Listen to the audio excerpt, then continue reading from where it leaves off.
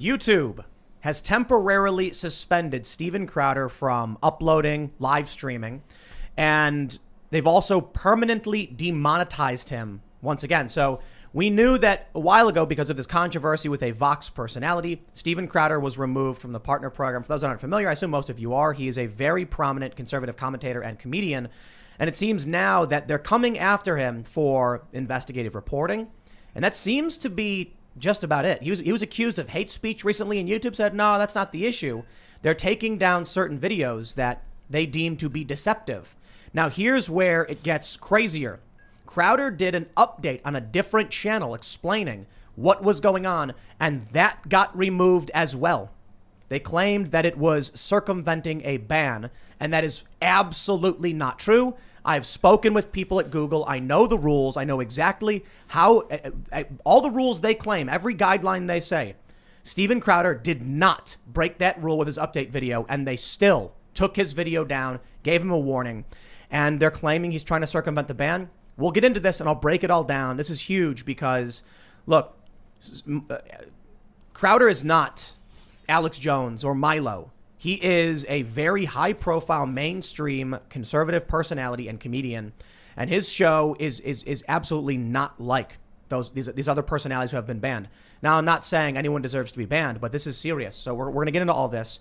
Joining us today, of course, is friend of the show, Daniel Turner. I think you should just introduce yourself. I don't want to get your title wrong. Yeah, no, thanks for having me back. Daniel Turner, and I run I founded an energy advocacy group called Power the Future, and it is great to be back here with you guys, so thanks for having me. We were going to, well, one of the things we will talk about was going to be like this tax program from Joe Biden, the mileage tax, the energy stuff they're doing, and then this Crowder stuff kicks off, and this is probably one of the biggest stories in social media censorship in a long time, because I think YouTube absolutely is lying about what's going on, what they're telling the press. So we're going to get into this. Of course, Ian's hanging out. What up, guys? Ian Crossland coming at ya.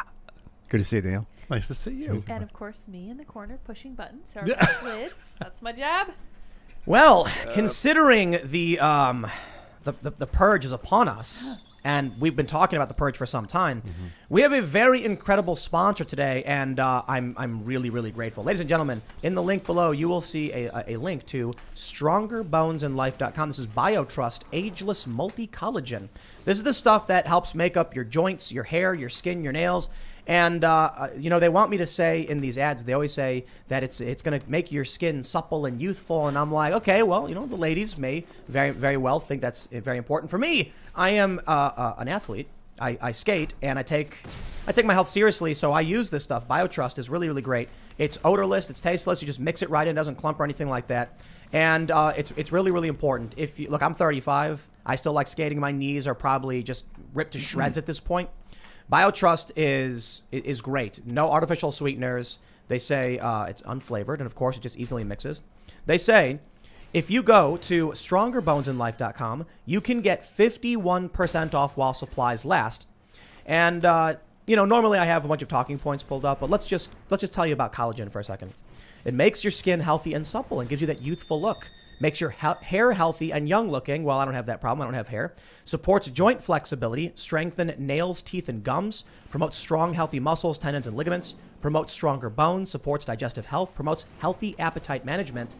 I'm down for this stuff. I think this stuff is fantastic. So again, go to StrongerBonesInLife.com. The link is in the description below, and you can get 51% off. They also have this service where for life, you get health coaching from this company. So again, check it out, StrongerBonesInLife.com.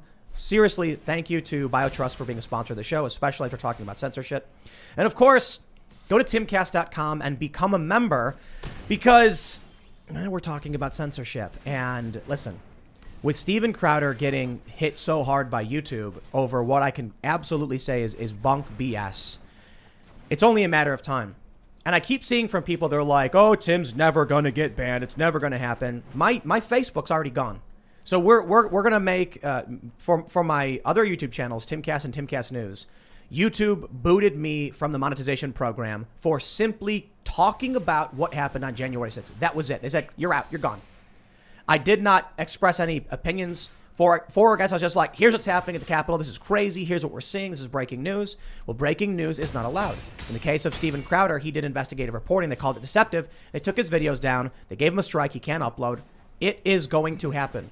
Anti-establishment personalities, even if you think they're milquetoast, are going to get axed because we are in a very serious culture war. So again, go to timcast.com, become a member, and you will get exclusive access to members-only segments, or you'll get access to exclusive members-only segments. We had Cassandra Fairbanks the other night, Jeremy Hambley of The Quartering. We'll have another one tonight, and we are actually expanding this website, going to be producing a whole bunch of new content.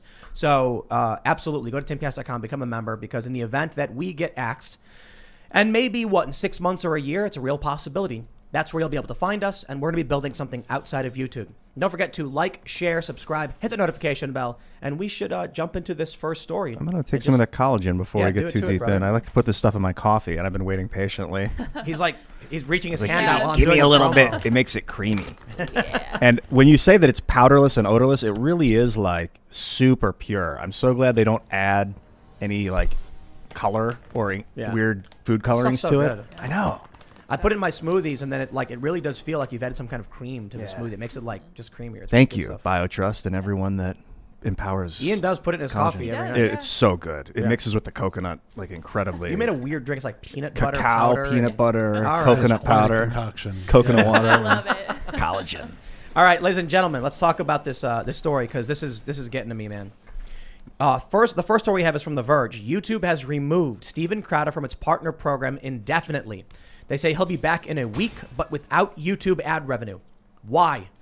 No, seriously. When you get a strike on YouTube, you don't get removed from the partner program. You just get told, hey, you got a strike. You can't upload for a week. You can't live stream.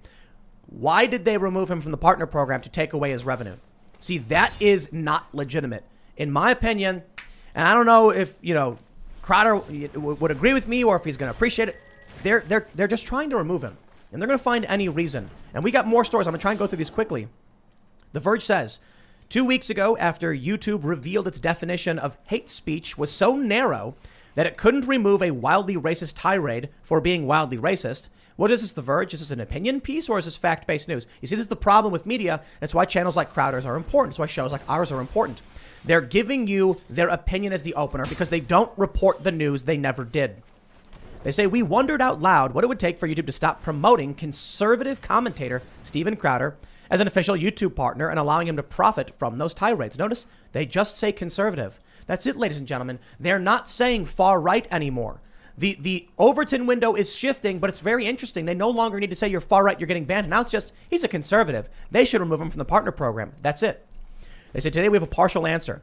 YouTube has officially suspended Steven Crowder's main channel from YouTube's partner program indefinitely, which includes removing his ability to run ads. It's also banning him from uploading videos for a full week after his latest infraction, a now removed video that reportedly challenged the legitimacy of the vote in Nevada. YouTube has a policy against false claims the election was stolen. Full stop, lies, or misframing to say the least. The policy that YouTube has, as was explained to me by YouTube, is that two criteria must be met. You must say something specific about the election, and you must say something specific about Donald Trump together. Crowder did a video where he investigated voter addresses and sent people to those locations. In those videos, he never says anything about the overall implications of the election, and even said in an update video he couldn't anyway. He doesn't have the evidence. In fact, he even pushed back on Mike Lindell, saying Mike Lindell's claims about Dominion are wrong. Someone gave him wrong information. So what YouTube is claiming about what Crowder did is illegitimate. And even if it was true that he did one video where he said this, why take him out of the partner program? Now, here's where it gets absolutely insane. Crowder put up a video explaining what was going on. He put it on Instagram and he put it on his other YouTube channel, Crowder Bits, because he's got like 855,000 subscribers there. YouTube took that video down and issued a warning saying that he was trying to circumvent his ban. All right, I'm going to break something down for everybody. I know we got people here to hang out and talk, but I've got to explain all this. I had a conversation. You may know this. We had Alex Jones on the show. Alex Jones said something. A lot of people misheard what he said, including myself, and it didn't matter. YouTube didn't care. They said, well, it was bad enough, and they removed that episode with Alex Jones and Michael Malice from this channel, issued a warning, and I talked to them on the phone for quite some time, and they refused to reinstate it. I said we could take out that little tiny 1 second snippet. We could take it out, maybe put it back up, and they said no. And I said, okay, I'm going to have him back on the show then. We're going to do it again. And we did. And I said, in the event you guys give me a strike, what does that mean for my other channels? And I was told by YouTube, so long as the content is different from what you do on these channels, it is fine. And I said, okay, Timcast IRL is a conversational show with guests where we go over news stories. My other channels are me and my personal rants and monologues. Is that substantially different? And I was told, yes. They're not the same thing. They're different channels for a reason. And I said, okay. Well, that means that's what I want to know, because if you give me a strike on this channel, I can still keep producing on my other channels, right? Then I'm willing to take that risk. We're going to have him back on the show. And we did. And it did well. Because I'm not going to, a lot of people were like, oh, Tim is giving up in censorship. I'm like, no. As soon as they did it, I was like, I called them right back up and said, guys, come back on the show. We're not doing this. Now what they're doing with Crowder does a show on his main channel that's produced. There's multiple people involved. There's microphones. They're sitting in chairs and they have cameras and he's sitting at a desk and he's wearing his, his outfit for the show. He's got his holster on and all that stuff. It is produced and set up.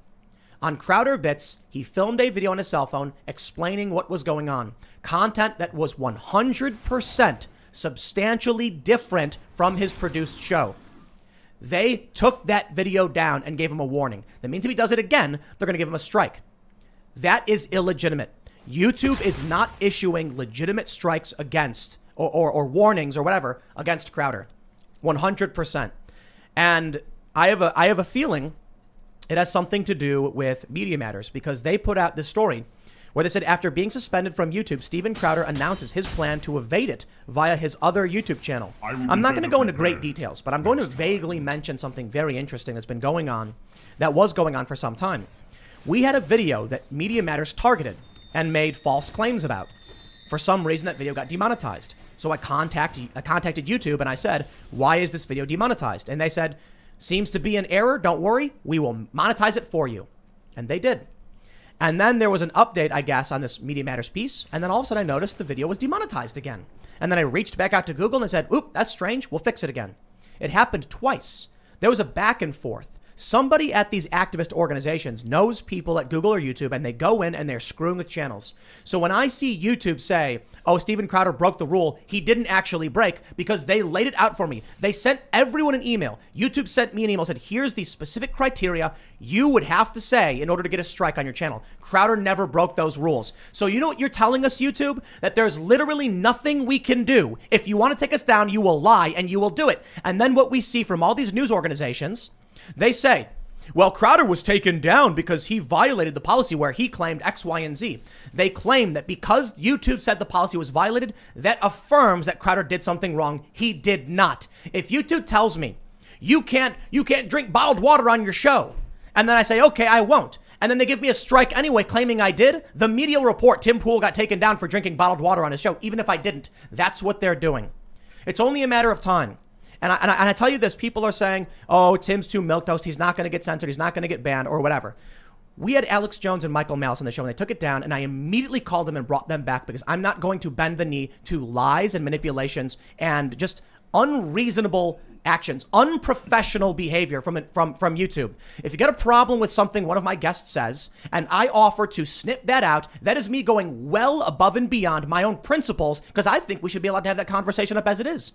But I'm willing to recognize YouTube has this platform, and I say, okay, what's the best thing we can do to make sure 99.99% of this gets out? Fine, I'll obey that rule, but I'm going to launch timcast.com, and we're going to talk about what we want to talk behind this members-only paywall to protect ourselves from in the event YouTube does take us down. Facebook removed me from the monetization program for simply covering the news. Steven Crowder is suspended for a week and removed from the partner program for simply sending out reporters to track claims about voter irregularity. That was it. He did not make any claims, and now here we are. Rant over, I suppose. Hot. No, it's a necessary rant.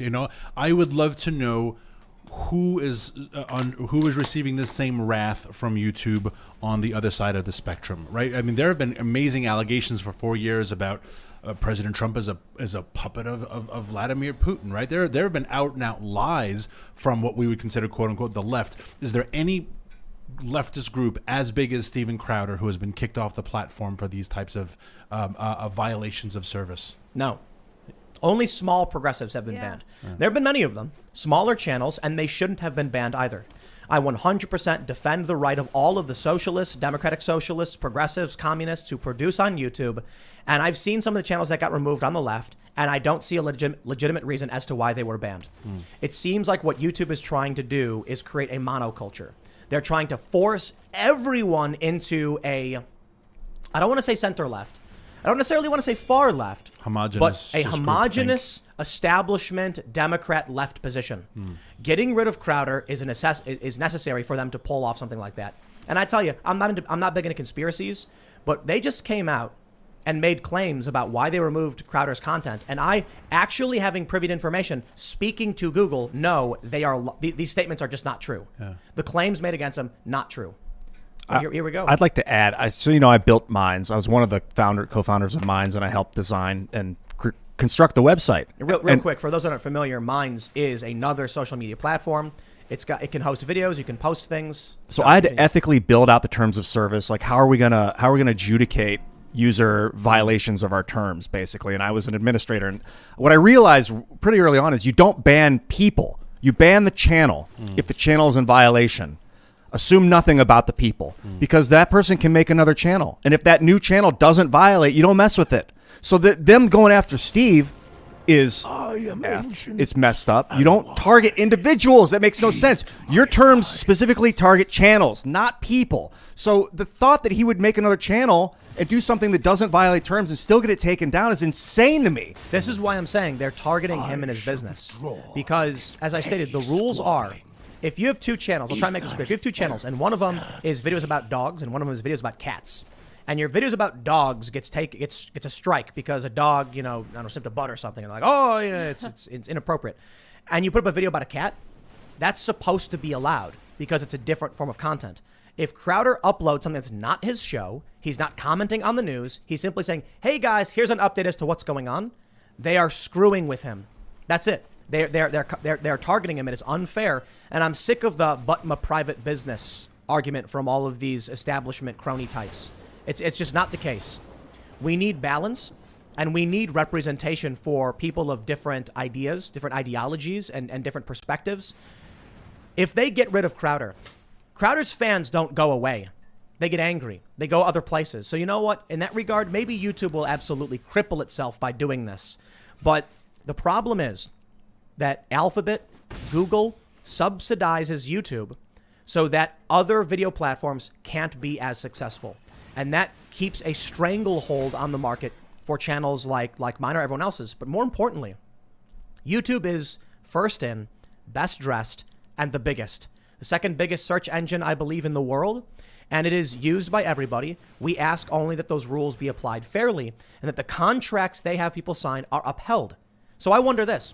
If YouTube says, you must abide by our community guidelines, otherwise we can ban you, but then they ban you or strike you, even though you didn't violate those guidelines, I wonder if they're in breach of their own terms on their end. I wonder if there's a possibility that you could go after them, because we have seen strategies like this before. I don't know exactly what Crowder will end up doing. I know that his half-Asian lawyer, Bill, made an announcement about what's happening. The Blaze posted it. And for those, I want to make sure I give a shout out to Crowder to the best of my ability. They say you can go to louderwithcrowder.com. What is it? louderwithcrowder.com/mugclub. Or just go to louderwithcrowder.com. Go to his website. And if you want to support him as well, if YouTube is going after Crowder in such a way that is illegitimate, do you really think a channel like this can last much longer after they take him down? It's the canary in the coal mine for everybody. The way I explained it a long time ago was, we're standing on this big island with cliffs all around, and the waves are just crashing and eroding at one side. Sure, the far right gets banned. This is what they do. This is what authoritarians do. Say, oh, nobody likes the far right, fringe, weirdo, racist, and conspiracy theorists. So when they get banned, the establishment types are like, I don't care. Then they come for very staunch, hardcore, pro-America conservatives. And even regular conservatives are pointing out, like, hey, that's bad. Regular people are going like, well, I'm not a fan of those kind of people. And the left ignores it. Now they're coming for regular, run-of-the-mill, high-profile, mainstream conservative types, people like Steven Crowder. What's next? Moderates. Yeah. And then we're gone. I'm pretty critical of Google. I have been since they bought YouTube 2007. I was freaking out. I was a YouTuber 2006, 7. I was like, oh, well, Google's about to buy YouTube. It's going to get super corporate, and we'll see. And Google, whoever's running Google, you guys do an amazing job at search algorithms. I love your search engine, but I don't think you guys are equipped to run a social network. You had YouTube in 2007, you screwed it up, and then you built Google Plus, which nobody used, when you could have been using YouTube as your social network. That's right. Google and they got rid Plus. of video responses, which was one of the hottest community building pieces of tech on the website. And they make these heavy-handed. It's just a huge company. I don't know. I can't get too critical because I don't work there. I never have. But it saddens me that you would drag your social network through the mud like this when you have an opportunity to build the best one. It's a growing cult infection. It's a cult. I was trying to find. I knew there were a bunch of Google execs. I was listening clearly, but I was trying to Google a whole bunch of Google execs who went to the Biden administration trying to find names. Yeah. But the stories that I'm finding in this search are all about how the Biden administration will be tougher on big tech than the previous administration. None of them will. Well, I mean, these are questions. We'd like to have legitimate hearings on this, right? We've talked about it before. They every now and then get hauled up in front of Congress, and Zuckerberg is there, right, with his really pasty face, and just usually an awful camera angle, which is kind of bizarre that like no one does a good job on his like framing your shot a little bit, but you got $60 billion. But it would be curious to get some of these folks involved to say how much further does the big tech censorship get to go before it becomes like a true just violation of civil liberties, of the Constitution. We've already seen it egregiously, but how much more? They have had so many hearings, I just don't care anymore. They just lie. They lie in absolutely. their hearings. I used to watch them. I was like, this is really exciting. Ted Cruz is going to grill Jack Dorsey. This is going to be fantastic. And now it's like, oh, it's the fifth time, huh? It's a rerun, you know what I mean? At this point, I'm not interested in watching. That's a waste of time. Not doing anything. I'm obsessed with freeing the software code of large social networks. If a network starts getting massive traffic, like becomes part of the commons, 100 million hit users a month, I don't know, some arbitrary number, that you free their software code of the social network aspect so that other people can build that same network tech. Other than that, I'm always at a loss of that's why I don't think they have done anything about it, because if you break up Facebook into multiple companies, and I talked about this last week, like Instagram, Facebook Messenger, Facebook Prime, and then Zuck owns the same percentage of all these new companies. Yeah. Nothing's changed. He still commands the terms of service of all the new companies. He still owns them all. So you can't remove them. So but can you? I don't think you can legally do that. So what's the real risk then that people looking for internet freedom end up on TikTok, which is owned by the communist Chinese? Oh, and there's less there, right? I mean, it's going to be worse. Right. We need decentralized social media, I suppose. Yeah. We need. I don't necessarily think the blockchain is the answer, but I do think there's great prospects in blockchain technology. But we just need, and something we've talked about on the show quite a bit, is, I'm talking about creating an open source plugin that people can put on their websites that just networks websites together. So no one could ban anybody. And there's something called the Fediverse we talk about a lot, which is, it's like a protocol instead of a website where you can follow someone from a different, you can follow like John at john.com or whatever. Instead of following at John, you follow John at john.com, and you can follow John at gab.com and get all of their feeds showing up like Twitter or other social media. There's other than blockchain, there's like Arweave, which I think Minds is looking into right now. Bill has been, and like IPFS, Interplanetary File System, and they tend to be faster than the blockchain for stuff like this sometimes. So they're advancing this decentralized tech, and I think we'll eventually have something that can host videos as well as text. You just mentioned that you thought, or I'm sorry, that you just mentioned Biden apparently is going to go harder on big tech. These are all the articles, that I was looking at. You were seeing that. Yeah. Well, so here's something funny that's happening right now. TechCrunch reports YouTube is testing hiding dislike counts on videos. I wonder why that might be. Yeah. Could it be that every single video that Joe Biden puts out or that Democrats put out are just slammed by everyone? That's democracy. Now, what is that? Is it a Russian bot conspiracy? Yes. Unknown. That people are saying, I don't like this video from Joe Biden? My question is, where are then the Democrats to counteract that and give an upvote to Joe Biden? They don't exist. No, you know what it is? They're still you know what I think it downvoting is? Trump's content. Yeah. I think the people who vote for Joe Biden don't pay attention, don't watch the news, have no idea what's going on, and they're not going to watch a Joe Biden video. The Trump supporters, the conservatives, the moderates, the people who are quote-unquote red-pilled, who have woken up to the media's lies and the narrative, it's because they're looking at videos of Trump. They're watching the source material on YouTube and then going, I don't like this. So YouTube now has to intervene and remove the dislike button counter. It's a matter of time until they remove the live views counter as well, because there are times that they are streaming the Biden giving remarks at the White House, or even during the campaign. Biden is going to sit down with these activists, and you would see in the bottom left corner, 800 people are watching, 900 people are watching, and people would circle it and tweet it and say, is this a joke? Like, this is the president, and the most popular president in America. 900 people watching this video, and I'm one of them, right? Right. But listen, Democrats have always gone for low information voters. Yeah. And a lot of people might be like, oh, here we go. Tim Pool is so biased against Democrats. He's right wing. No, actually, I'm pretty far left politically. It's kind of strange. My problem is you're not going to get me to say something that's not true. All right. And I'll tell you something. Democrats want to give the right they want 16-year-olds to have the right to vote. Whoa. 16-year-olds, you are not going to convince me are high information voters. No. Some, maybe. But as you get younger and younger, the likelihood of finding a low information voter goes up exponentially. 16-year-olds. No offense to young people. No, but 16-year-olds are also eating Tide Pods. Yeah. Right? I mean, like, no offense to 16-year-olds. Really eating Tide Pods. They were. But no, they never did. No offense to 16-year-olds. Well, but now again, one guy did though. We can allow the 16-year-old to vote if the 16-year-olds can also buy alcohol, buy cigarettes, and get drafted. Because what I have a problem with when it comes to these age things is, and I do still enjoy my cigarettes every now and then, right? You got to be 21 to smoke now in a lot of states, 18 to get a beer, but the 16-year-old can vote you off to war in Afghanistan? And you're like, well, wait a second. So what is the age of adulthood, and make everything that age? They'll vote what their parents tell them to. What if the requirement for voting was just you have to live on you have to have you no longer maybe it has to be you have to have a job.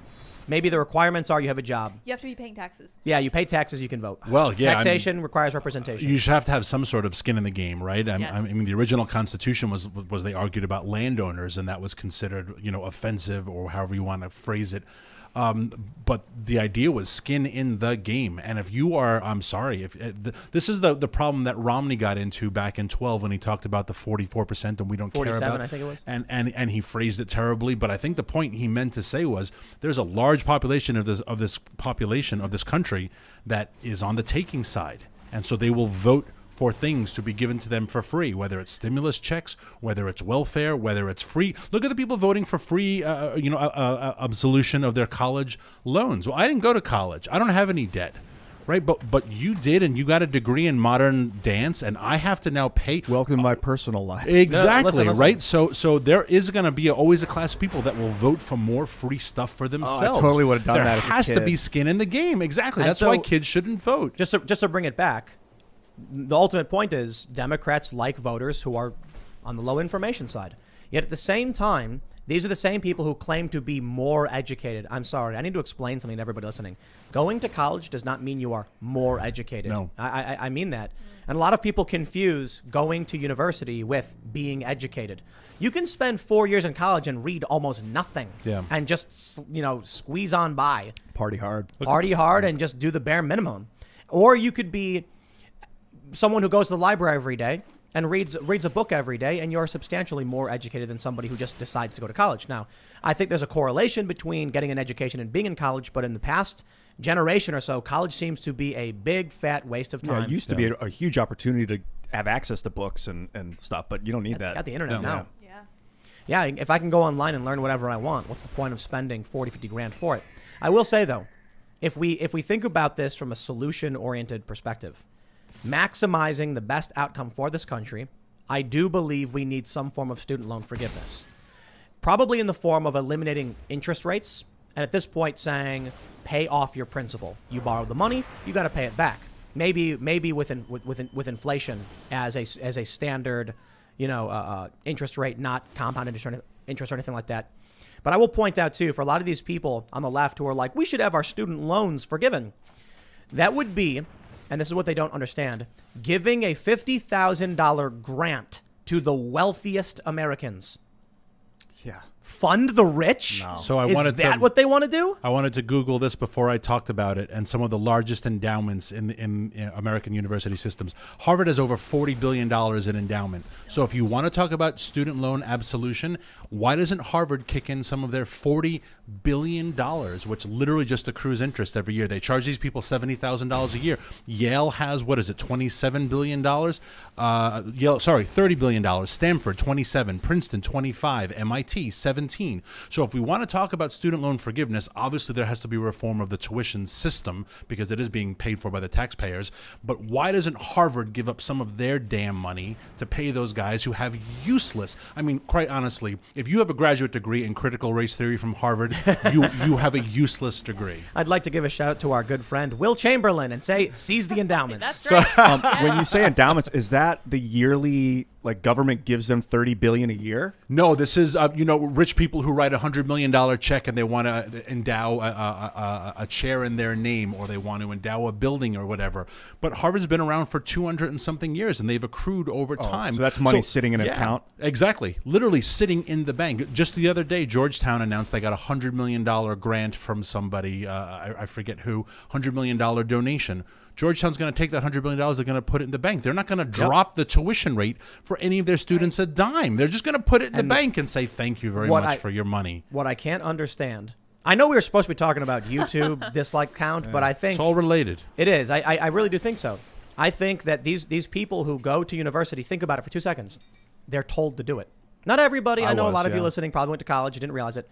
But there's a lot of people who are like, what should I do? Yeah. And then someone comes along and says, you're going to take out $50,000 worth of loans. Don't worry. You have to do it. Everybody has to do it. And they go, okay, I'll do what you say. Then they go to college. They do as they're told. They rack up all this debt. Now they're living in this massive debt, doing as they're told every step of the way. And they're miserable. Some people finally realize what's going on. They'll drop out, they'll leave, or they'll realize it after the fact. Hey, wait a minute. That was a big mistake. I screwed myself up by not listening to myself. Now, you look at these people, these college educated, they say, overwhelmingly vote for Democrats.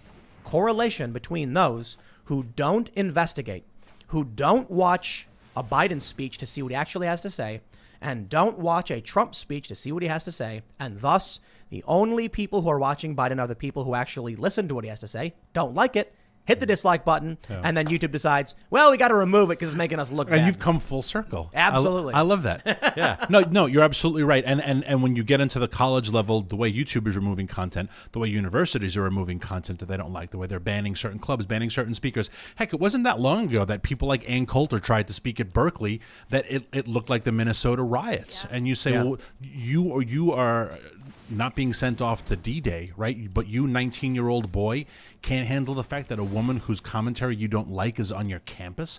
Just, you know what? Man up and stay in your dorm room and say, wow, that's too bad. I mean, that's what I do when a baseball team is on that I don't like. Oh, the Red Sox are on tonight. Well, I'm not going to watch the damn channel. It's right. So not only are they not exposed to this stuff, but it's being banned from it, proactively banned. And on top of that, the political stuff, we're banning certain authors now. We're banning not Dr. Seuss, but we're banning parts of Shakespeare. There was that op-ed a little while ago about the undeniable whiteness of Shakespeare or something absurd like that. And you say, I don't even think Shakespeare knew he was white because it was the 1520s in England. He just knew he was Shakespeare, and we're banning those types of things. Who was the dude from Braveheart? That movie's based off of? William Wallace. Yeah, I think someone graffitied a wall in like Scotland saying William Wallace was racist or something. And someone commented, I'm pretty sure he never even saw a black person in his entire life. No, I guarantee you he never did. Yeah. Right? I mean, it was 13th century. Yeah. You know? Dude, everybody was racist back then. That was when you were all... Yeah. Well, they were more like xenophobic. Yeah. Like afraid of the other. Yeah, because the last people they knew who didn't look like them were the Vikings, and they killed everybody. And they stole all their church goods, and they stole all the women. Exactly. So take a look at Scandinavia now. Oh, yeah. Like, what happened to that place? I don't know. They received too many immigrants. They're like the woke... No. I don't think the issue was immigration. Like, you know what's really fascinating is that, I mentioned this the other day, think about illegal immigrants right now coming to the U.S. They're willing to climb mountains, ride on the top of trains, make it through 90 miles of desert with limited supplies because they believe in that American dream. And look, I can respect that. That's drive. but you got to come in the proper way for a variety of reasons. We don't want people going through the desert risking their lives. Yeah. And we want to make sure that when they come here, they're given real opportunities. If they just come in, they get exploited, and it creates a lot of problems economically for many of the migrants. But you take a look at some of these countries, even the United States, it's the domestic population, mostly suburban progressives and liberals, that have become just absolutely weak and pathetic. You take a look at Scandinavia, and it is the overwhelmingly white, indigenous of the region, I suppose you'd call them, who are opening up all these policies that will erode and eventually destroy their own governments. And I'm speaking specifically about Sweden's policy on their welfare system, for instance, is unsustainable unless they keep bringing in more and more migrants. Now, that's not what I'm referring to. That's actually them trying to stem the bleed. The problem is they wouldn't need to desperately ask people to come to their country if their country was properly run. Yeah. But you look back at the Vikings. They got on boats. They went to England, they stole all the women and came back, and they were brutal. The Vikings were brutal. All the really hot women. That's right. That's funny. why apparently they're so attractive up well, there. I was listen. That's what I I've was heard. told this. I was told this joke when I was in. I think I was told this joke every. I was in Norway, Sweden, and Denmark, and they were like, "You want to hear a Scandinavian joke? Why are there no beautiful women in England?" And I'm like, "Why? Because we stole them all." And I'm like, "It's a really amazing joke for a group of people that are like some of the most demure and I guess, I don't want to, weak-willed, I suppose. Docile. Docile. They seem very calm. Maybe they're in the cold all the time, so they move slower. Yeah. That's because aggressive. socialism ultimately is an effete system, and it will emasculate you. I mean, I just think that's the root. And they have been soft socialists for generations now. Look, and I think ultimately it is a defeatist philosophy, and it is a weakening philosophy. And I think that's what you get after 3 generations of quasi-socialists. That's what happens to you. Are you familiar with Strauss-Howe generational theory? No. So we had Ben Stewart on the show, and it was a really fascinating conversation. It's a book called The Fourth Turning, and they talk about how there's 4 seasons. Every 20 years, it's a season. There's the springtime, there's the summer, the autumn, and then the winter. And we are about to hit the winter season. So the way it goes, that every 80 years, there is a massive upheaval, violent war, or something like that, right? 80 years ago, what do we have? World War II. 80 years before that, what did we have? Civil War. 80 years before that, what did we have? A Revolutionary War. And so they're basically like, we're about to enter this period. I bring this up because everything we're mentioning, for those that are just tuning in or just jumping on the segment, we're talking about countries like Scandinavia, and you mentioned like after 3 generations of just, I guess, everything's granted to you, we have prosperity, we become weakened. And I want to show you the story from the New York Post, and I want to bring this up. Pentagon diversity chief reassigned amid probe of social media posts. Oof. I don't care about this guy being reassigned. I care that the Pentagon has a diversity chief. I keep hearing these stories about diversity, inclusivity, and equity liaisons and czars and chiefs and officers. Why do our businesses have ideological arms or employees? To me, I know it's not identical, but it's no different from the Communist Party saying, if you want to open a business in China, the Communist Party needs to have a position in your company.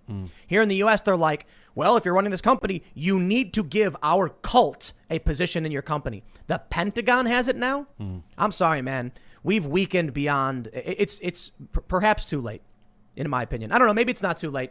But the generations that came before us were not paying attention, and they don't care. I've talked to people in the intelligence community, and they tell me leadership doesn't care. They just want to get home at the end of the day. They want to maintain the status quo. Whatever pays the bills, they don't care. So this is crazy. No, it is. And the role of the Pentagon should be to train and prepare a force to be lethal and brutal to defend the country if need be. And hopefully that day never comes, but that's the only diversity and inclusion they need. They need to be as diverse and inclusive to the point that they will destroy any enemy that faces them. And the fact that we're pushing these sociological or psychological philosophies, that just runs counter to the goal of the military. Diversity, inclusivity, and equity in terms of the military should be a diversification of armament, inclusion of different ordnance, and equity in the amounts that they have across the board to be able to defeat any threat. Not some weird cult-like ideology about training soldiers that the Gadsden flag is racist. And that if somebody has it on their Facebook, they got to pull them out of their mission in D.C. Yeah, military philosophy is legit, but that's the philosophy of combat and confrontation, not of how people feel. Not really. I mean, there is the hearts and minds battle that we're trying to win, and maybe some people think that by doing this, we're gonna get more hearts and minds on our side. Yeah. But it seems like it's rupturing the system when it doesn't need to. I think we've been playing, the military at least has been playing the hearts and minds game for 20 some odd years. I was at State Department long time ago, spent time in Iraq, Afghanistan, as part of the Hearts and Minds war. And for 20 years now, we've been saying, well, maybe if we just work with the Taliban and build their kids' schools, and maybe if we send more of their girls into jobs trainings, and here we are 20 years later, and how many trillions of dollars more? And it's like, and how's that going for us, right? We can't get out of Afghanistan. Even Trump couldn't pull out of Afghanistan because the mission isn't yet accomplished. So maybe the Hearts and Minds game isn't what the military should do. Maybe the military should kill all of the enemies. And I'm sorry to say that. And then what happens after that? That's their problem. Or you're no full longer diplomacy. a threat to us. Like if they wanted to create like a global arm of goodwill and they wanted to build water systems and roads in all these countries across the world, cool. But if you drop bombs on a country, it's going to set the whole process back 20 years. Maybe they should be building infrastructure, roads, water here. Yeah, they should. And over there. Just do it. Well, they just did around the Capitol for the last 2 months. They built a great wall. It was as secure as could be. None of the crazy Trump a big beautiful wall. No Trump supporters penetrated the Capitol for months on end. So I mean, they kept saying walls don't work, and they built a wall to keep out Trump supporters. Amazing. Well, Tom Cotton is doing something about it. Cotton introduces a bill to ban critical race theory teaching in the military. Oh, man. Yeah. Okay. That's very cool. It's not going to pass. No. Republicans don't have any power right now. And what the Democrats seem to be doing right now is they know they have a very slim majority, and they are pushing as hard as possible to gain as much power as possible because they know it won't last. Yes. Come 2022, the Republicans will take the House back, and then they will... And probably the Senate. In 2022, you think? It's 50-50, yeah. Are there seats up for Democrats? Yeah. And I think, I mean... Literally, you flip 2 seats, and that's all that matters. I mean, starting with Georgia, right? You flip 1 seat. Yeah, starting with Georgia. There's a re-election there because it was a temporary seat, right? So yeah. But like I agree with you 100%. They know they have a 2-year window to enact as many things as possible. Obama did the same thing back in 2009, right? He passed health care because he knew he had one shot to do it. They had a supermajority. They had to get it done. They got it done, and then they lost. I'm not confident the Republicans will be successful. I think there's a lot of people who don't like the Republican Party who only voted Republican because Trump was something different. He was actually trying to do things. You take a look at Biden right now. Mm-hmm. Did you see that they apparently rebranded to the Biden-Harris administration? Creepy. What is this? Yeah. I had a tweet about it, and I was like, amazing and inspiring. Despite every obstacle from racism, sexism, to not even getting a single delegate in the presidential primary, Kamala Harris is proving that nothing will stand in her way and she will eventually become president. She didn't get a single delegate. And now they're slowly inching towards making her the president. And it's right there in her faces. Did Biden get any delegates in 2008? I don't remember. When he was up against Obama. He was a nobody in that running, though. He was one of the worst guys on stage. In 2000, that's a disgusting. Great question. How soon did he draw? And I was paying attention those days also, but he wasn't. I think Hillary was Obama's biggest competition in 2008. And Bernie's not Bernie. It was pre-Bernie. Yeah, it was pre-Bernie, and I'm sure Biden, and there were probably like 3 or 4 other folks out there who dropped out pretty quickly. Was that also... Biden got 0 delegates. 0. Well, 0 delegates. A couple of 0 delegate... couple of losers. And then Biden got all this free press being the VP. Yeah. And he got they would make fun of him and be like, oh, Joe, shut up. You know those memes where like it shows Joe saying something stupid and Obama's like, oh. Yeah. That was real, yeah, I think. It really was. I think critical race theory in the military it's the demise of the military. Dude, it's dangerous. Listen, what you need to understand about critical race theory is that it's not actually a theory of anything. No. It's basically just one person going, I've decided that water bottles are racist. And does everybody agree? And then someone goes, I don't think it's racist. Well, then you're a racist for denying it. Yeah. That's all they do. There's like no rhyme or define reason. racist. Yeah. Oh, God. Ibrahim X. Kendi, the guy who wrote that book, is it How to Be an Anti-Racist? Said that he said the heartbeat of racism is denialism. And by denying your racism is a sign of your racism. I was like, and that is Kafka, right? That whole Kafka book, the trial was about that. Like if you admit it, you're guilty. If you deny it, well, only someone who would have done it would deny it. You're guilty. And so Kafka, how many dozens of years ago, 100 years ago, was like, well, this is where we are headed. And that's what critical race theory is. You are racist intrinsically by your race. And if you deny it, it's only because that is a sign of your racism. And there you go. I think they did that with witches in the Salem witchcraft trial. They throw them in the water and be like, if she's a witch, she'll float. No, that was Monty Python. Okay, that was a joke. But they're funny, those guys. If she weighs as much as a duck. Yes, right? That was Monty Python. What else weighs as much? Ducks float. What else weighs as much as a duck? Churches. Wood. Small rocks. Wood. That's right. So if she floats and she weighs as much as a duck, which means she's made of wood, she's a witch. Was it that they would burn them alive, and if they didn't burn, then they were a witch? I always throw them off a cliff. I don't know. When the knight said a duck, and the man said, "Who are you so wise in the ways of science?" I reply often on Twitter with that when people are like, "Solar panels are renewable forever," and I'm like, "Who are you so wise in the ways of?" I love that line. I gotta watch that again. I guess this is an issue of people who vote when there's no skin in the game. Yeah. You know, and so the challenge is, you know, someone asked me about. They were like, "Whoa, you know, back in the day, when people would vote, they had to be landowners because it was about racist white slave owners, blah blah." And I was like, I thought the idea was that they didn't have IDs, and so it was like you had to actually live there and be able to prove you lived there to vote. And so land ownership proved not only were you a member of the community, proved you lived there, and that you had skin in the game and a stake in what this vote represented. The issue now is, and I'm not saying I'm actually a fan of like universal suffrage, people having the right to vote. Well, I shouldn't say universal because I don't know what that implies. It could be anybody, like dogs voting or something. But I think, you know, there's a people should have the right to vote. Mm-hmm. We're in a different system.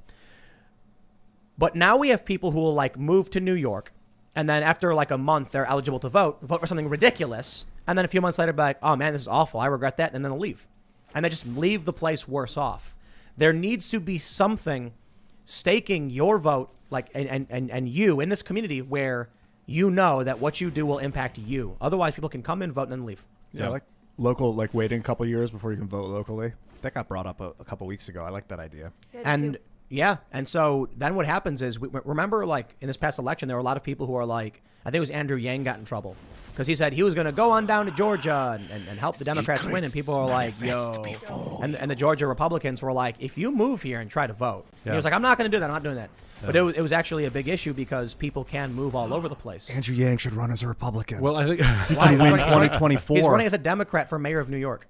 Oh. Yeah. Well, good luck, Andrew. After having tweeted multiple times about like leaving the city and how he hated living in New York, and he, I mean, he's always had a condo there or something, but he lived outside of New York, and now he sees this as a viable opportunity, and he's like, yeah, maybe I'll run for mayor of New York's better. Mayor of New York, yeah, he'll stay in New York. Republican president, because they want a populist. The Republicans love the people that went for Trump love a good populist, like energetic fireball of a personality. And Yang, I think, is. You know, he's got more of a populist appeal, yeah, without a doubt. But going back to the voting thing, I agree with you in that we establish thresholds for things for a purpose, and by lowering the threshold, by dumbing it down, to put it pejoratively, does not do society a service. So we've made it so easy to drive now, right? We got rid of a lot of the driving exam. Parallel parking is no longer part of the driving exam in New York City. Wow. Yeah, the K-turn is no longer part. Well, are we making our roads better? It's like, well, no, we're allowing more people to drive. Well, I don't want more people to drive. I want driving to be something that you actually can prove that you can do. Same with exams, same with citizenship to a certain extent. And I think voting is the same way. I don't want to lower the threshold down to get the lowest common denominator in. I think we have to keep standards high. Look, we talk about this with, do you want your medical doctor to be someone who is like, well, I did the multiple choice test. Well, maybe I want your exam to be a little bit harder than that if you're going to operate on my eyes, right? Maybe you should pass a certain threshold. And we've lowered the threshold down for voting to the point that, like you said, you can show up to a state same day and say, I live here now, with no ID, no COVID passport, though. That's a little different. But with no ID, with no proof of anything, I want to vote in this election. Okay, you can vote. Why? Because that's fairness. That's not. Service guarantees citizenship. Are you familiar with that? Starship Troopers. Yeah. Everyone brings that up. Yeah. See, I don't know if I agree with that concept, but it's an interesting concept, and I I guess the author got called a fascist for implying that you'd have to serve the community or the country in order to have the right to vote in that country. I don't agree with that. But it's skin in the game of somehow. Right. I think there has to be a standard required for voting. And it was funny. I think I got accused by leftists of saying, like Tim Pool thinks that it should be harder to vote. And I'm like, I mean, it should be, to a certain degree, there should be a standard to vote. Some kind of thing where we don't want people to be laying, on their couch, covered in grease, stuck to their sofa because they've been sitting there for 6 months. And they're like, I don't want to work. And then they get a letter in the mail and they're like, they pick it up. Their mom throws it at them and they're like, mail-in ballot. And they open it up and they're like, I'm going to vote for this guy. And send it in. Yeah. Meanwhile, there's a guy who's overseas, got his leg blown off in Afghanistan. His vote is now negated by this person who does nothing, and he's risking everything. So I feel like there's got to be at least you have to get up and go vote. Yeah. And maybe something more. My general idea is if people want to vote, they need to choose to get up and go vote. And we even talked about this. I think Ian and I agree we should remove party affiliation from ballots. Because what happens is people show up and they're like, R, D. And then you end up with a bunch of wackos running the government, which is where we're at right now. Well, yeah. And I think lowering the voting age, the reason why I'm opposed to it is, and I said kind of cruelly, like 16-year-olds eat Tide Pods, and of course I'm joking. But we used to understand that, like, with age somehow came experience, came wisdom, came knowledge. And that can only, not necessarily, but it's more likely to have more knowledge as an older person than as a younger person. Because of time, right? Because of time. Brain maturation. But hold on. Then that's an interesting point because that still could be ageist. There's very wise 16-year-olds. Maybe somebody who started working the family business when they were 7. So aptitude test, how do you do it? How do you make sure that people... That'd be cool if a kid, and no offense to 16-year-olds, I know you don't feel like a kid, but legally you're a kid till you're 18, could take a special test. If you're under 18 and you wanted to vote, you could go apply. Take a civics exam or something. Yeah. I want to clarify that Tide Pod thing. Nobody actually ate Tide Pods. It was a meme. But one kid, as part of the meme, put the Tide Pod in his mouth as a joke, and then his saliva broke it. Oh, no. Oh. And as soon as he tasted it, he and aspirated some of the pod and then spit it out. Did he live? He's okay. It's permanently, it scarred a ton of his lung tissue. Yeah. He was not trying to eat the Tide Pod. He was jokingly putting it in his mouth. Yeah. These things are dissolved by water like almost instantly. Yeah. And then he went and like inhaled a bit of it. That's Don't brutal. put Tide Pods in your mouth. No. Yeah, don't pretend like you're going to hurt yourself. Yeah. So let's talk about the kind of leadership we deserve and that we need and that we get. From the Daily Mail, Biden's dog Major bites another government employee on White House grounds while out for a walk 3 weeks after biting White House security guard. I'm gonna pass it off to you, Daniel, because you've trained dogs. I take it. It just drives me absolutely crazy. I have 2 right now. I have fostered several dogs, but my better half has fostered, I would say, in the hundreds. He's been doing it for 30 years, right? I mean, fostering dogs, you have them for, sometimes 3 weeks, 4 weeks, 5 weeks. He rehabilitates them to get them to a good point so that they will be adopted into a permanent home. The fact that a 75-year-old, fairly senile man was given a 6-month-old German Shepherd male puppy as a prop, right? I am mad at the Bidens for doing this. I'm mad at his handlers for doing this. But I am angriest at the foster group because the reason why there are so many dogs in fosters right now being held in pens is because they are so stringent on who fosters a dog. And they are pretty strict, right? You can't get a dog pretty easily.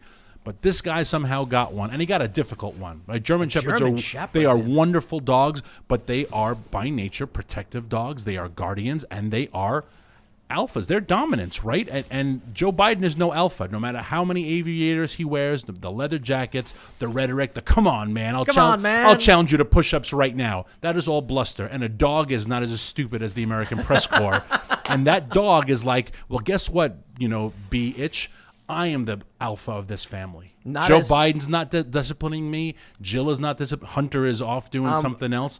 I am in charge of this family, and that is why he is biting. And that's sad. 2 people? Yes. Okay, that you might have to consider putting the dog down. No, from my experience, if a dog's that is a the vicious law weapon. in multiple states. I'm pretty sure it's the law in D.C. Let me tell you something. When you are training a dog, especially a German Shepherd, If you are too weak, the dog will not obey you. German Shepherds are particularly tough. Yeah. These are soldier dogs, man. That's why, cops use them. These are some of the most intelligent and strong dogs.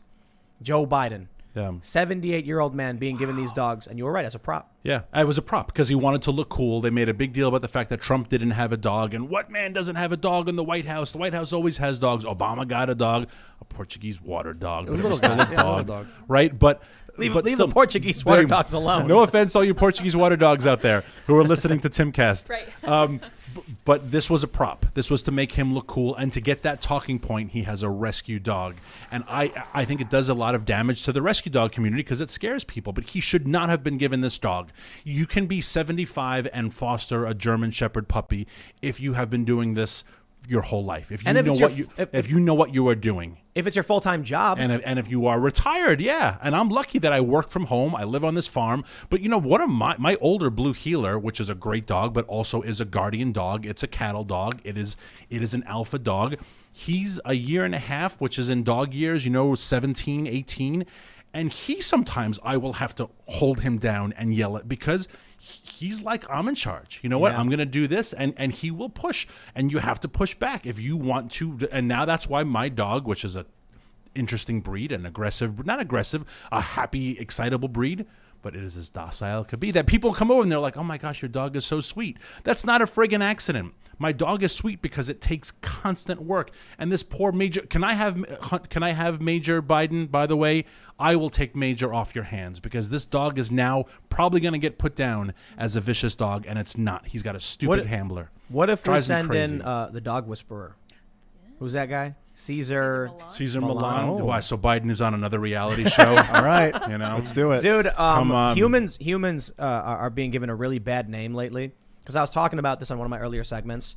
There's this really, really awful video where a 65-year-old Asian woman is walking to church, and some guy just brutally beats her, just stomping on her head. Can't even watch it. It's disgusting. It's horrifying. And these two security guards just watch, and then one of them walks over and closes the door, even after the attacker leaves. Some people are like, oh, he didn't want to. The security guards couldn't intervene because they could get in trouble or be liable. And people were like, dude, the attacker leaves, and the woman is writhing on the ground and like raising her hand. And they come and close the door and walk away. They could have got on their phones and called somebody, didn't do anything. And I'm sitting here like, humans are doing really dumb stuff right now. And animals are starting to look a whole lot better. So you have this incident with the German Shepherd. Joe Biden was given this dog. It was a prop, as you said. They were like, look at this guy with this dog. And then the dog does dog stuff. And now it's just another news cycle. And I'm thinking about this story with this Asian lady. And even a rooster will run and fight predators to protect chickens. After it warns the chickens. It will make a certain call and the chickens will run in, which is great. But we have people these days that are incapable, they're weak. And I guess what I'm trying to say is, when you have a culture of people who just stand there and watch a 65-year-old woman be brutally beaten on the street and they won't do anything, and a rooster will. Something's going good with chicken society. It's not going good with our society because we vote for Joe Biden. Yeah. I don't mean we here on the show, but 80 million people vote for this guy. And then he ends up being given this dog he can't control. I'll tell you this, man. If he can't control a German Shepherd, how is he going to control Putin or Kim Jong-un? Yes. We are not doing well for ourselves when we're not electing even someone as capable as a rooster to protect us. Yeah, exactly. That's extremely extremely well said. Chicken society is going better than America. Yeah. Chicken City. And I'm sure they got this 6-month-old puppy, and German Shepherd puppies are adorable, as most puppies are. But they do grow up, and it's like people who have kids, and they're like, well, this will be fun. That's why I hate that MTV show, Teen Mom, because I think it glorifies how cool it is to be 15 or 16 and have a kid, and I think it does a great disservice because kids do grow up, and if they don't grow up in a good environment, and I'm just saying in a good environment, we'll leave it at that. And not Hunter Biden. Well, he didn't grow up in a great environment either. No. But Major Biden, the dog, has now had 3 years not in a good environment, with an undisciplined environment. And look at where he is. Does that maybe explain Hunter Biden? Yes. There's an awful lot of going on in Hunter Biden, and I will just say this, and it's going to be a little bit moralistic, and I apologize, but I'm just going to throw it out there. the laptop stuff is bad, the Chinese firms are bad, the Ukrainian firms is bad, that you are sleeping with your dead brother's wife and her sister simultaneously while you are fathering a child with a stripper, you are a bad person. Jeez. Period. Yeah.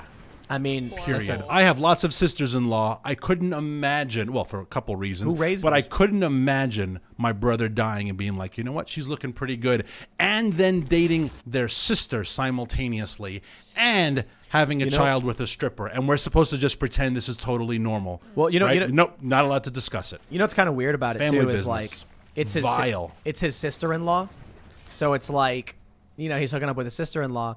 And I thought about how weird it would be that they're like walking around in a relationship and they both have the last name Biden. Yeah. And they're not married. And their kids are first cousins, but now they're stepbrother and sister. What the heck? So it's like, so what does your dad know? Is like, is it Uncle Daddy? Uncle Dad. Like, What the you know, exactly. You know, I and, blame Joe, man. and Dude. yes, So does I'm just imagining like Joe Biden standing there with the dog, and the dog bites a guy, and then the dog's like got the guy's arm, and he's like, "Help me, Joe!" And Joe looks at the dog and goes, "Come on, man!" And the dog just keeps going. and it goes back to during the transition period when Biden had that cast on, and he said, "Oh, he got out of the shower and he pulled the dog's tail." Which I've never pulled my dog's Interesting. tail. That's just not something. wait, hold on. You know, Why is the dog in the shower? Well, like, that's in a the little, bathroom? and why are you playing with your dog naked? Also, you could say, but my point is, these are the questions that when Ivanka tweeted a photo of her 2-year-old making a Lego house, they were like, we demand to know if he did this on his own or did he have help? And you're like, what's going on with the dog and the naked and the foot? And it's like, no. And the son. It's like, no, not off limits. Joe Family Biden- is off limits. Joe Biden was in the shower with the dog in the bathroom, and he opens the shower and tries to grab the dog's tail. You think it was a towel? And yes, God. and that's how that the story? that's how he sprained or broke his All foot. right, I well, think the let's- dog might have bit him. No, well, I think that maybe the dog jumped on him. You know, maybe the Yeah. dog is trying to be the alpha, which is what I think probably happened.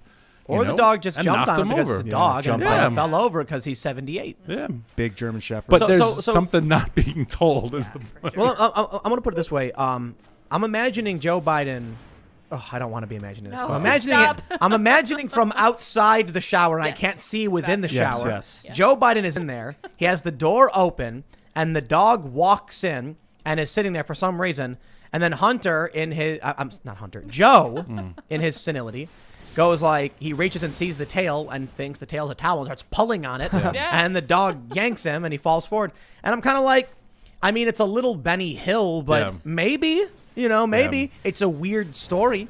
It's a very I'm weird thinking story. he pulled the shower curtain open. The dog was like excited to see him, and he maybe even was like, "Yeah, come here." And the dog knocked him Why is down. the dog and in the that makes a lot of Well, sense. exactly. Why is the dog in the bathroom? And that's the rule. Like He's no got dog. separation anxiety. No dogs in the bathroom. You know, like I am a sometimes a little bit even prudish. Like dog, like bathroom time, my time. Like my one dog will try to knock on the door all the time. I'm like, nope, outside. Like bathroom. No matter what's going on in the bathroom, no one needs to be privy to it. Animal, person. I gotta ask. Maybe that was the first sign that the dog should have been taken away. Yeah. When we were like, "Why is the dog in the shower?" or outside the shower or whatever's going on. Yeah. Like, what are you doing, Joe? But now you see why Vladimir Putin is challenging him to a live conversation that has to be streamed on YouTube in real time. And it's like maybe this is why. I mean, and I'm not mocking his senility because we all have family members who have gone through and we witnessed it. I have a grandmother, I have a great aunt, I've seen it before. It's heartbreaking and it may happen to me one day. But I tweeted this actually a couple weeks ago. I like to think the person I am married to loves me enough at least that when I am senile, they will protect me from myself and not parade me around for the world to see. And what is happening to him right now in real time, we are witnessing, and no one loves him enough to say this is not right. And that's tragic. But listen, it's everything we talked about. It's weakness. It's people saying, "I'm not going to get involved. I'm not going to stick my neck out." It's the security guard saying, "I'm not going to help That's this woman." brilliant. It's That's Joe brilliant. Biden's own family not telling him to sit down and shut up. Joe, you're too old. It's time to come home. Listen, man. He served in government, 47 years. I wrote an I was saying this when he was running. It's like, Joe, thank you for your service. I'm not a fan of Joe Biden or his policies, but I get it. We're gonna be respectful and say it's been a great 47 years. You're 77 years old. We got a nice little rocking chair in the sunroom for you. We'll get you a nice little blanket for your lap, and you can read some books, maybe play some Candy Crush or whatever it is. I don't know. You probably need big glasses because he's pretty old. Yeah. Instead, everyone around him is like, "You should be the president." Poor Joe. And now we're at the point where it's the Biden-Harris administration. Yeah. Even and you know, I wonder. I genuinely wonder if Joe doesn't understand what's happening around him. I don't know. I mean, you look at that summit recently in Alaska. Now, he wasn't present there, but his administration was, and China just basically laughed at us on our own territory. You look at these comments from Vladimir Putin. You look at the increasing hostility from Iran, and you say the world is not the slightest bit concerned with him. And so the collectivist world, the UN, is pushing the Paris Accords, the climate change stuff. Heck, we don't even have the backbone to stand up and say, let's not have the Olympics in China because they have 2 million Uyghur slaves who they are beating and raping on a daily basis. And we're like, nah, it's cool, man. Make another Disney movie there. To be fair, and with respect, the Biden administration did issue sanctions on some Chinese officials from the Xinjiang region. So I can give credit for that. Good, absolutely. Right. We give credit. Yeah, absolutely. I hope it's the right strategy. You know, I say it that way because I'm like, listen, I'm glad he's doing something. Yeah. And I hope it's the right move. It might not work. It might backfire. It may work perfectly. I'm glad the Biden administration is at least doing something. Yeah. And I wonder if what was really going on is that China was this growing, threat to the U.S., to the world for a lot of reasons. And we ignored it mostly because it didn't sell, right? You want to run for office, you don't got to talk about China. You talk about all these other issues. We mentioned the other day I was watching Man of the Year with Robin Williams. There's this scene where he's complaining. He's like, they're talking about an amendment to the Constitution to ban flag burning, while 4 million illegal aliens cross our border. And that was Robin Williams saying that, mind you. So it was really interesting. But that's the point he's bringing up. When it comes to politics, they're going to come out and they're going to be like, oh, look at all these problems we have. And then Trump comes out and goes, China. And he starts that narrative. And now all of a sudden people have started to realize this. There have been polls showing that even a small percentage, like a decent, I think it's like 30% of Democrats are worried about China, mostly Republicans, but now to the point where Joe Biden's realizing the sentiment and the focus on China has become too much to ignore. So now he kind of has no choice. Yeah. It's a remnant of the Trump era policies he has to maintain. I'll never understand when it comes to China, and we've really gone off course from Crowder, but it's fascinating how this conversation evolves. I want to get rid of Exactly. downvotes. Yeah. I'll never understand when it comes to China. Being a kid of the 80s, I'm older than you. We just talked about ages earlier.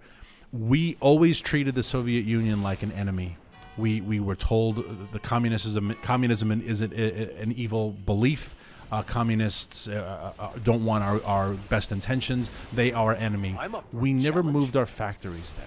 Right? But when it came to China, we were like, communists are bad, but I mean, you can make all of our DVD players and our cars and now our wind turbines and our solar panels and basically everything that is sold on Amazon and 95% of our pharmaceutical industry. And I'll never understand why we got into bed with the communists, because we always knew communism was an evil belief. Was that Nixon? I must tend to He opened up China to trade, as opposed to saying, no, they're no better than the Soviets. They look different, but they are just as evil, because communism is evil. We treated Cuba that way. We never said Cuba's bad, but you know what? Like, why don't we move all of our sugarcane production there?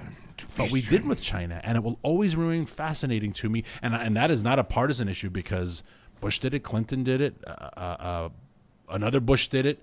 You know, we all watched China rise, but we never had this fear of China that we did with the Russians. And people will say, wow, the fear of the Russians was overblown, it was exaggerated. But we believed as a country that communism was evil.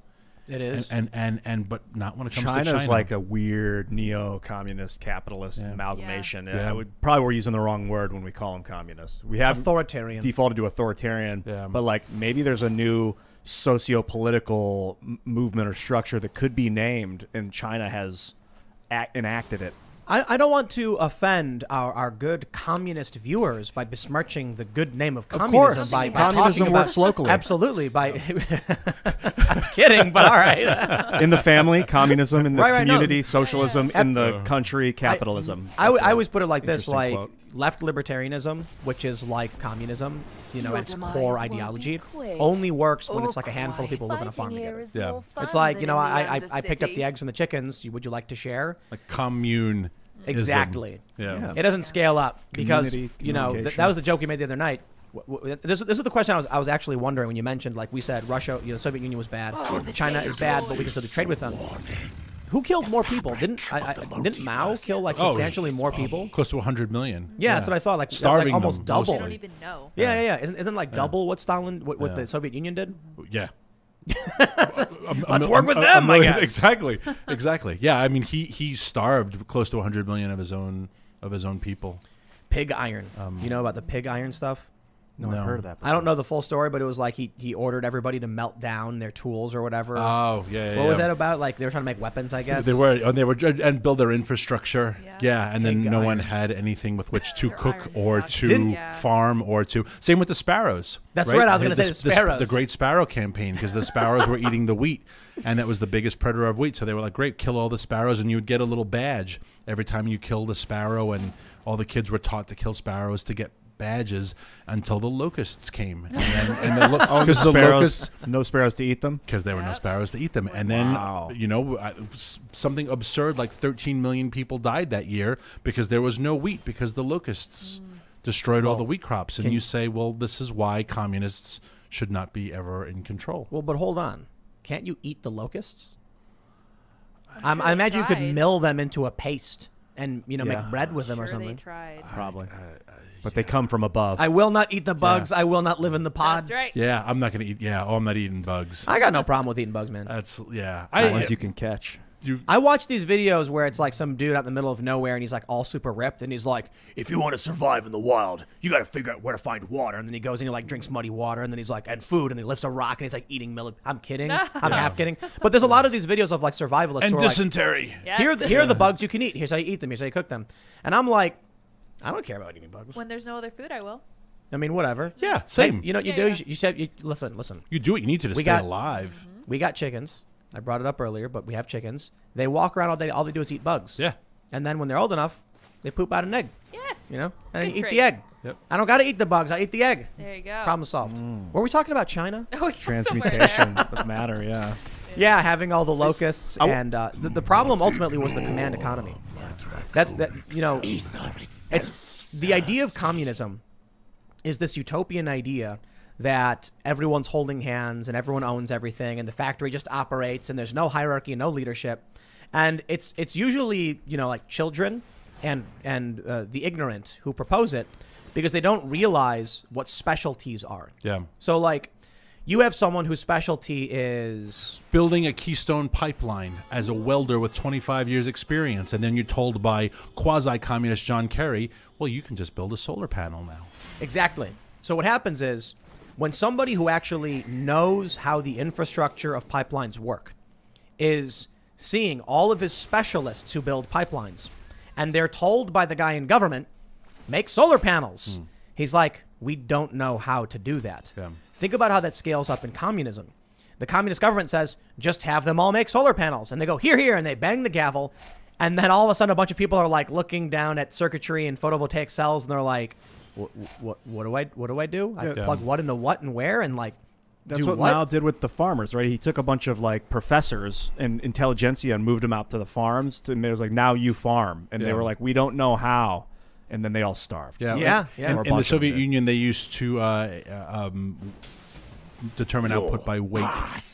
So they would say, how many nails did you produce? Well, we measure output by weight. So they made really fat, heavy nails, and which are useless, right? Yeah. They're not any good, but they were hitting the criteria, and that is the collectivist concern I have of this administration when it comes to tomorrow. They're going to unveil a $4 trillion infrastructure and jobs plan, and who's going to $4 trillion? How long is over how many months or years is that coming? Oh, I have no Another idea. $4 trillion. We'll Okay. see it come out tomorrow. But who are these collectivists saying, yes, this is what we need to make happen? This democratic. I have willed a train. We were talking about this earlier. From Miami to Seattle is on the map, and they showed you the map of going through Florida and all across the Panhandle. Oh, the high-speed rail. With the high-speed rail. Now, how much land they're going to have to confiscate will be absolutely fascinating. But who is this person that has decided? Is there really that much of a move from people from Miami to, well, probably from Seattle to Miami, because everyone's going to Florida.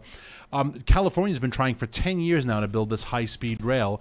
They are $100 billion at price point. It's not even close to done. It's 12 years behind schedule. And the price point is so expensive that no one will be able to afford to take the train. Well, this is what happens when collectivists decide they want to be in charge of the train system. Right? Vanderbilt never had this problem, and he built more darn trains in this country than anyone in the world, and somehow he made it work. Take a look at what China's doing. They've somehow managed to use the authoritarian system to control capitalistic infrastructure, allowing them to rapidly expand their infrastructure. They have, 40,000 kilometers of high-speed rail? Yeah. We can't even get this one done in California. Yeah. You know why? Because there's no environmental group suing to say, what about the spotted turtle? There is no labor group saying you cannot do this. We need to have weekends off. There's no child protection group. There's no OSHA. So you can get a lot done. And that's what drives me crazy when authoritarians like Paul Krugman and other economists say they marvel at what China's able to do. This is incredible. They built this whole Olympic stadium for Beijing in a week. It's like, well, yes, they were able to do that. When you have basically slave labor with no opposition, with no freedoms, you can build the bird's nest in Beijing in record time.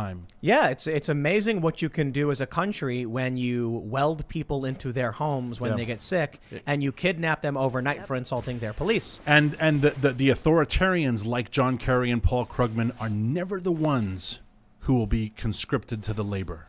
And that's why when people were like, Bernie Sanders is a communist, I would always say he's not a communist. He is a Communist Party leader. Because at the height of the Soviet Union's misery, there was never a shortage of vodka or caviar. And that is what John Kerry and Paul Krugman and all these folks are. They are never the working class 9-year-old girl who was forced in the labor mines. They are the party leaders that show up in big fancy cars and have a toast. Remember when Maduro ate the empanada on TV? Maybe yours. Remember that in Venezuela? Elegance in His nation is starving to Oh, death. yeah. And he's still very plump. Yeah. And while he's talking, he just reaches into a drawer in his desk and pulls out an empanada and takes a bite of it. And I'm just like, dude, you couldn't wait 10 minutes? Yeah.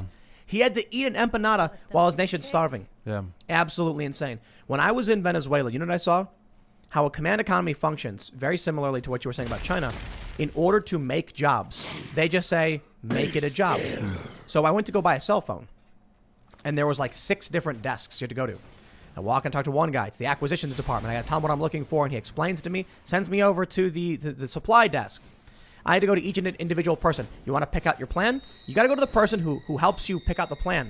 Then you got to go to the person who actually goes and gets the card for you. Then you got to go to the person who helps you pick out a phone. Then you got to go to the person who actually gets the phone. They made fake jobs for the sake of having jobs. Whereas in the U.S., you walk into the phone store, this person walks up to you and say, I'd like a phone. No problem. They pull it up, they punch in the number, take your card, swipe it, you're good to go. Yeah. For the sake of having jobs, they just make everything worse. Oh, that's because a private company in the United States wants to cut down on overhead, so they don't hire superfluously, but the government can just accrue tax dollars to pay for nonsense. And then they work for me now. But it's not just about tax dollars, because it's communism or whatever. They're just basically like, we want everyone to be working. Idle hands at the devil's playground or whatever. So make them work, make jobs. And so I'm like, why did it take me 3 hours to buy this phone? Wow. And the phone barely worked. Yeah. I went to the mall. The mall was dead. It's like all the stores are closed. Well, they can't just mandate. You can mandate a job for a company that's a necessity. People need cell phones. This technology is important for people to work and for the economy to grow. So that was in spite of what the government was doing. Yeah. At a mall where small businesses are supposed to flourish and experiment and make products, they couldn't. They couldn't do it because people didn't have the resources. Now, the craziest thing, these photos from Venezuela of the Bolivar, I think it's the Bolivar Fuerte now, their currency, because they had the Bolivar. The $1 billion bill, notes. Right? Or yeah. They had the Bolivar first. Then they were like, we're going to change this to the Bolivar Fuerte. And then they launched that, and now there's videos of just people shoveling it into the trash. Yeah. It's like garbage bags full of money, and it's like more useful as toilet paper than anything else. Venezuela will always fascinate me. I always have to talk about energy. It's what I do for a living. But they are the country with the world's largest oil reserves, proven oil reserves, Venezuela. They went from one of the world leaders in oil to now there's roughly a week wait to fill up your car with gas. And you say how Milton Friedman used to joke that if the federal government were in charge of the Sahara Desert, they'd eventually run out of sand. Right? Was his favorite joke. And this is the country with the largest oil reserves cannot produce oil anymore. It seems as though it's intentional by the CIA because they don't want to use OPEC dollars. They've been staunchly anti-military industrial complex and like, yeah, we're going to destroy your economy. Suffer. Maybe, dude. Yeah, they're one of but- the targets. Yeah. Venezuela. But sure, but Venezuela can And then they- mine oil, They can kinda messed can pull the oil out of the ground. It's like they don't have the technology but or the they've been machines. sanctioned. They couldn't get well, I heard they couldn't get toilet paper. I was never there.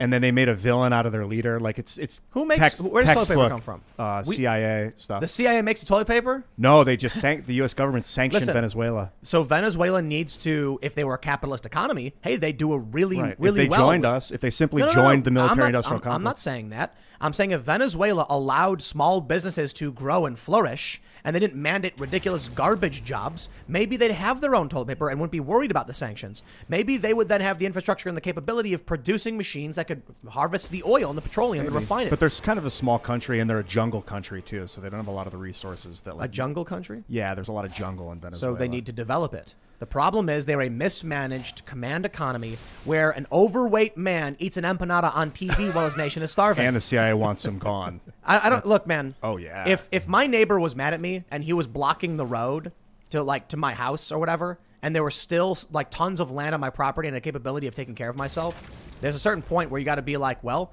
I shouldn't have bought a property with no easement for the road. Venezuela has the ability. The problem is they are a horribly mismanaged country. Maduro was a bus driver. Hugo Chavez was like, we want a working person to be in charge. So this bus driver is going to be the president from now on. Welcome to the popularity and contest. didn't Venezuela dissolve their Congress or something? I mean, Venezuela before Hugo Chavez came into power was by far the wealthiest country in Latin America and by far the most educated. I mean, they were almost on par with the United States in terms of GDP, in terms of prosperity. So to watch their decline under someone who was elected under a lot of the same rhetoric we hear, fair share, the rich get richer, the poor get poorer. When I'm in charge, we're going to have a blah, blah, blah. And people, going back to one of the earlier conversations, people vote for their own interests. And if you make their interest taking other people's prosperity, wealth, absolving your debt, people are going to vote for that. Oh, it's possible because Bush and that's what happened. Bush hated Chavez, Yeah. Bush Jr., and just because he used military-industrial complex all the way. They wanted Venezuela's oil.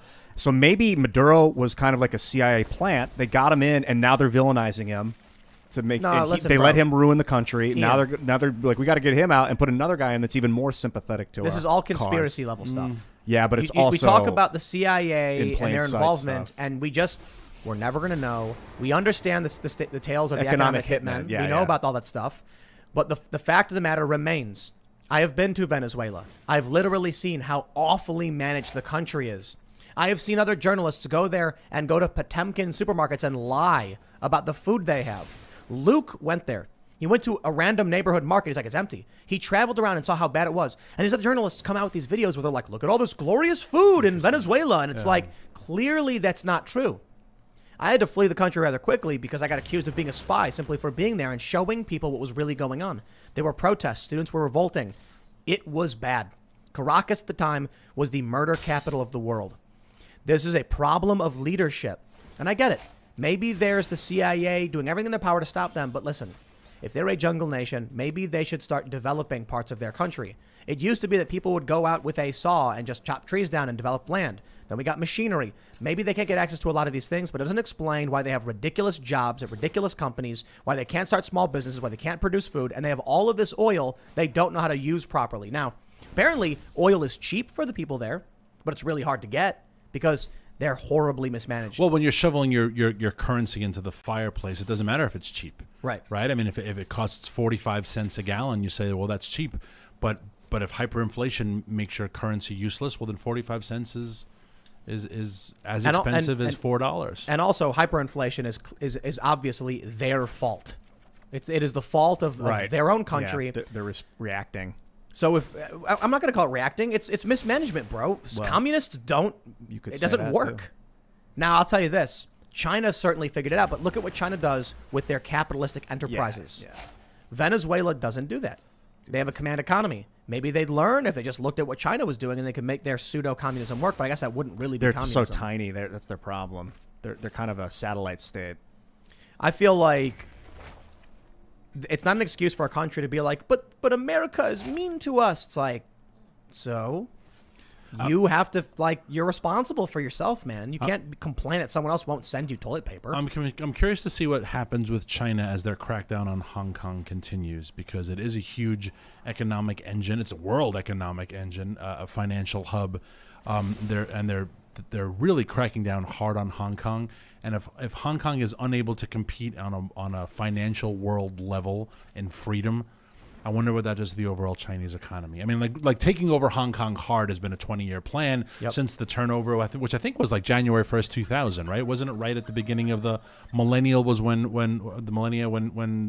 the UK gave up Hong Kong? I don't remember the exact date. And there was like a certain time frame. There was a certain time frame, and here we are 20 years later, and basically I'm sure the Biden administration would recognize the word on the street is for the expats is don't stay in Hong Kong. Like, it's kind of crazy. Taiwan's next. Go home. Hong Kong was a British colony, and then they were like, after 100 years, I think it was, we're going to give it back to China. China's like, we're going to take Hong Kong, but we're not going to infringe on some of their sovereignty. Although they did by extraditing criminals to the Chinese courts. But